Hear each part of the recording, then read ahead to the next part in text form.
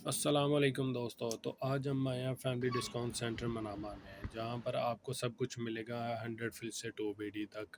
सबसे पहले इसकी लोकेशन की बात करें तो ये है मनामा बस स्टैंड के बिल्कुल पास। और इसमें आपको सभी चीज़ें मिल जाएंगी जो भी भाई आउट ऑफ कंट्री से हैं और जो इधर शॉपिंग करने आते हैं, तो उनको आइडिया है कि यहाँ पर क्या क्या पड़ा हुआ है। मत मीन्स कि आप एक ही मार्ट में सारी शॉपिंग कर सकते हैं, खुद के लिए, अपनी फैमिली के लिए, अपने बच्चों के लिए टॉयस वगैरह भी ले सकते हैं। आज हमने सभी एरियाज कवर किए हैं इधर। आप इजीली से देख लें ताकि आपको आइडिया हो जाए।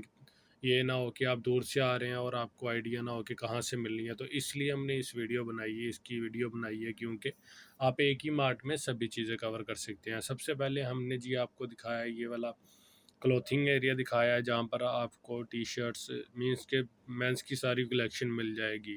तो यहाँ पर टी शर्ट्स वगैरह जो इनकी प्राइस भी बहुत रिजनेबल है।